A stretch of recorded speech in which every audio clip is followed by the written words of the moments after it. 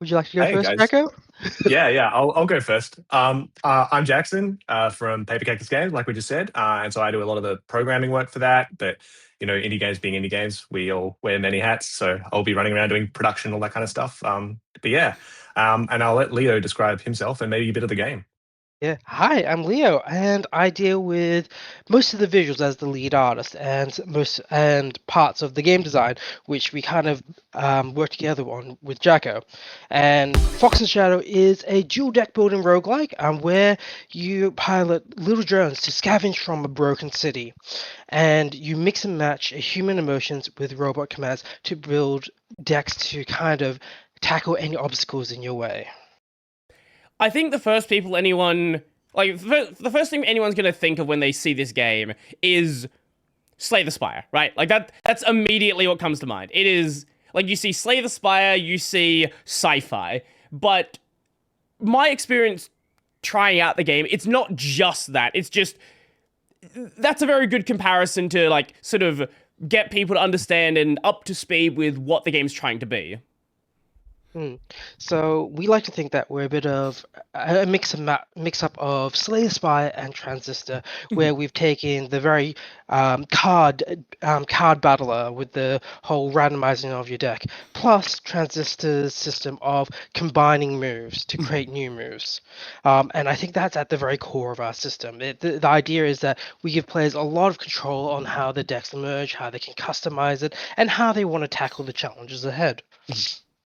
So, Yeah, I think that's. Oh, go sorry. no, go on, go on. One of the things I was going to say is like I think your intro there is actually a really cool one because yeah, that is one of the fun things we keep coming across is that exact reaction of oh yeah, so it's Slay the Spire, right? And then people are like yeah, I'll keep giving it a try. Like Slay the Spire is fun, and then they go oh, I get it now. Yeah, it's that real moment of like when we've been able to see that. I think it's one of the weird challenges for us maybe on like a marketing front is to be able to put those aspects like be able to be like okay cool but why more than Slay the Spire and really sell that maybe Right. and like help people see what cool stuff there is about it but Mhm. yeah. So, when I last had you guys on the show, I believe it was, I want to say it was a couple of weeks before the Kickstarter happened.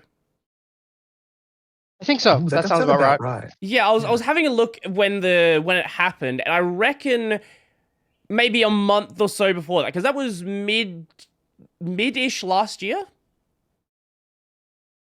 Would have been Yeah, October. it would have been around this time of year, Yeah, almost a year ago. yeah, just thinking like the Kickstarter was in October. Mhm. um and that's just burned into my brain because it was post PAX. So Mhm. it's just like straight out of a bunch of convention season into a Kickstarter is definitely a not stressful way to live a life. Right, Yeah, it's right. But no, it's great. But also yeah, lots of effort and not much downtime. So, I guess how did that go, and what was the intention with it? so I, bleh, blah, blah, blah. As far as the Kickstarter went, we got what we needed to. It helped us get some more development funds to help provide us with what we needed to get to an early access state, Mhm. and we've been chugging along with those funds since then. Mhm. Yeah, it was Yeah. primarily just to help us get a bit more funds in our pockets, just so that we wouldn't have to move off and do other things and put the project on hold. Mhm. Mhm. Yeah. I think it also, in addition to that as well, it has like a couple of other really cool benefits. One of which is being able to be like, cool, how are we like describing ourselves to people and like, do we like, do people actually vibe this? Mhm. Like, Mhm. yes, cool. Like we're gonna get a bit of cash and stuff like that, which is like probably like you said, like the primary thing where it's like, yes, we need this to keep eating and living and making Mhm. the game.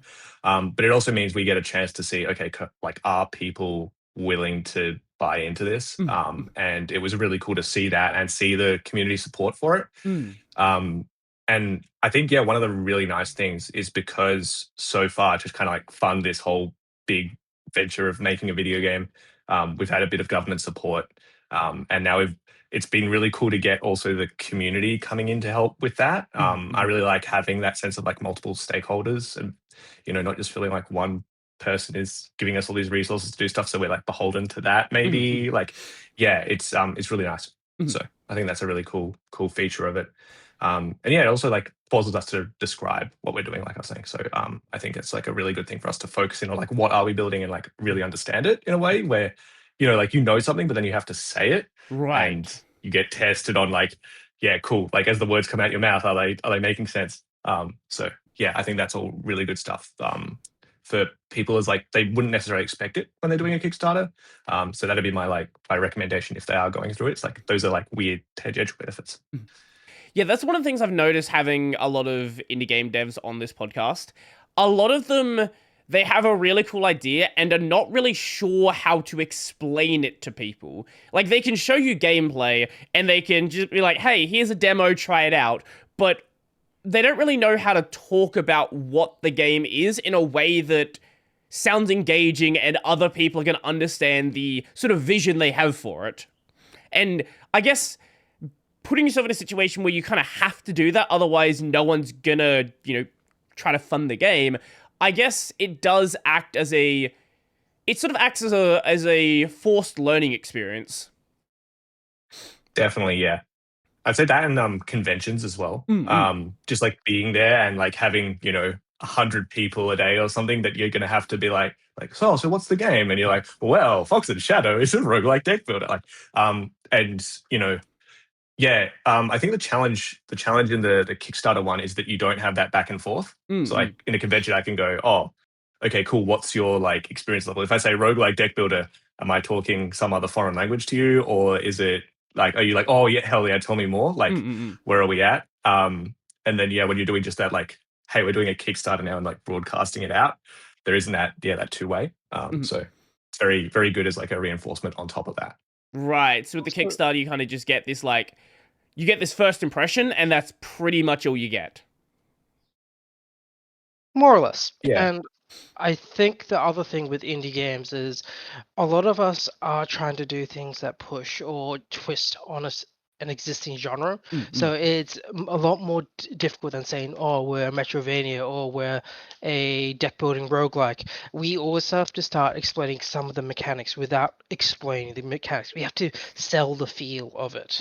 And that's sometimes very difficult to do without having a large playtest group or having a lot of experience trying to sell the games, which is why conventions are so important, because it gives us a window to see where people click in on a game and what they actually hone in on.